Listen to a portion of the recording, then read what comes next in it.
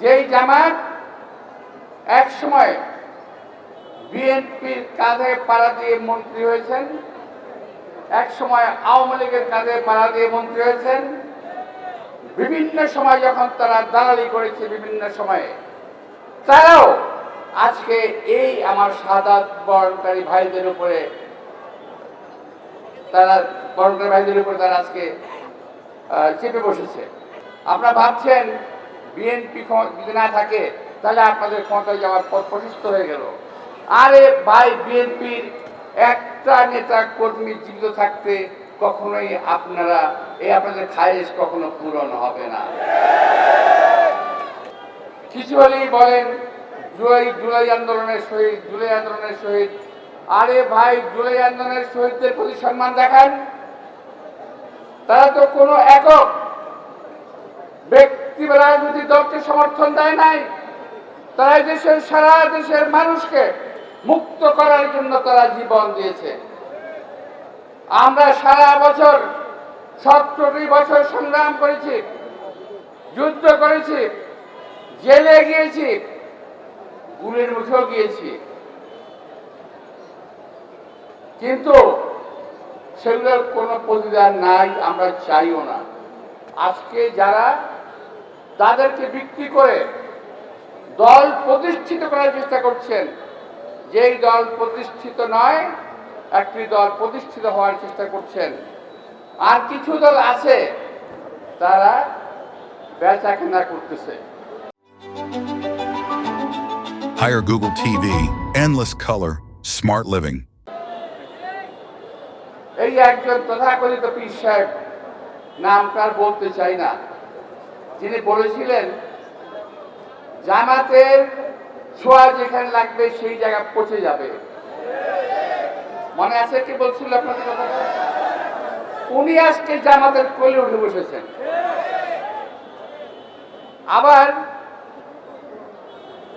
যেই জামাত এক সময় বিএনপির কাঁধে পাড়া দিয়ে মন্ত্রী হয়েছেন, এক সময় আওয়ামী লীগের কাঁধে পাড়া দিয়ে মন্ত্রী হয়েছেন, বিভিন্ন সময় যখন তারা দালালি করেছে, বিভিন্ন সময়ে তারাও আজকে এই আমার শাহাদাত বরণকারী ভাইদের উপরে তারা আজকে চেপে বসেছে।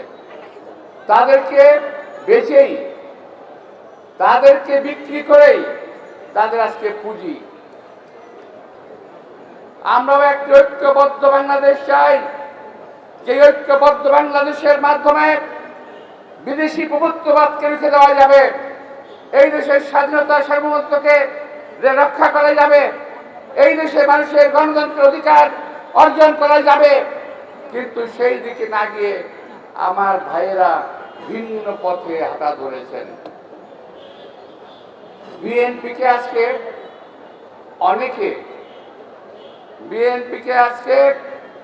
অনেকে আওয়ামী লীগের কাতারে ঠেলে দেওয়ার চেষ্টা করছেন। ওই দিন দেখলাম একটা ছেলে, আমাদের মজদুর বয়সী হবে কিংবা যারা আছে তাদের বয়সী হবে, একটা ছেলে বিএনপি সম্পর্কে বলছে গিনেস বুকে নাকি লেখা থাকবে যে একটি দল কিভাবে সারা বাংলাদেশ থেকে নিশ্চিহ্ন হয়ে যায়, অর্থাৎ তারা নাকি আমাদেরকে বাংলাদেশ থেকে নিশ্চিহ্ন করে দেবে, এমন ঔদ্ধত্য প্রকাশ করে বক্তব্য রেখেছে।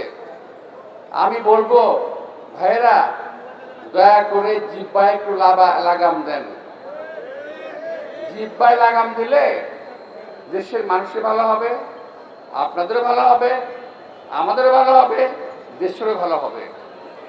এমন কোনো আজে বাজে কথা বলেন না যে কথা বললে পরে মানুষের রক্তে আগুন ধরে যায়। আমাদের অন্য কোনো দিকে নেওয়ার চেষ্টা করবেন না। আপনারা পায়ে পাড়া দিয়ে বিএনপির সঙ্গে ঝগড়া চালিয়ে চেষ্টা করছেন। বিএনপি ঝগড়া করবে না, বিএনপি ঝগড়া করার দল নয়। বিএনপি একটি গণতন্ত্রকামী দল। বিএনপি গণতন্ত্রের জন্য লড়াই করে মানুষের সঙ্গে নিয়ে, সেখানে যদি আপনারা পাটে পড়ে যান তখন আমাদের কিছু করার থাকবে না।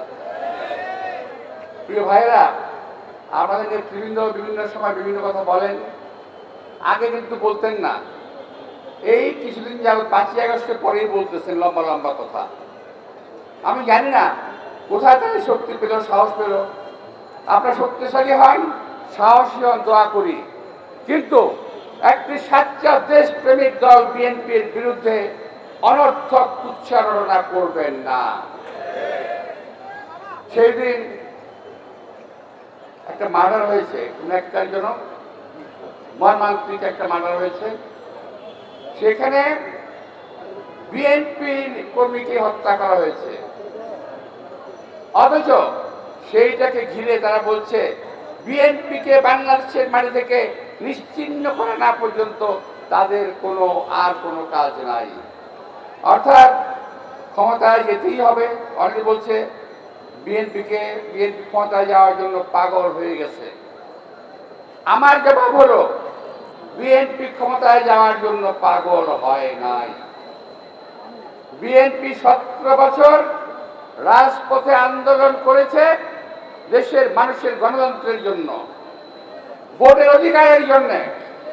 আর আজকে সেই সুযোগ নিয়ে বিএনপিকে নিশ্চিহ্ন করে দিয়ে আপনার ক্ষমতায় যাওয়ার চেষ্টা করতেছেন। আপনারা ভাবছেন বিএনপি যদি না থাকে তাহলে আপনাদের ক্ষমতায় যাওয়ার পথ প্রশস্ত হয়ে গেল। আরে ভাই, বিএনপির একটা নেতা কর্মী জীবিত থাকতে কখনোই আপনাদের খায়েশ কখনো পূরণ হবে না। বিএনপির নেতা কর্মীরা দেখেছে, বিএনপি নেতা কর্মীরা প্র্যাকটিস করেছে রাস্তায় কিভাবে আন্দোলন করতে হয়। বিএনপি নেতা কর্মীরা প্র্যাকটিস করেছে জেলখানায় কিভাবে জীবন কাটাতে হয়। আমাদের নেতা কর্মীরা জেল খাটতে খাটতে অভ্যস্ত হয়ে গেছে। আমরা নিজেরা জেল খাটতে খাটতে অভ্যস্ত হয়ে গেছি। জীবন এবং যৌবনের অর্ধেক সময় রাজপথ এবং জেলখানায় আমরা কাটিয়ে দিয়েছি। সুতরাং আমাদের এই ব্যাপারে কোনো ভয় দেখাবেন না।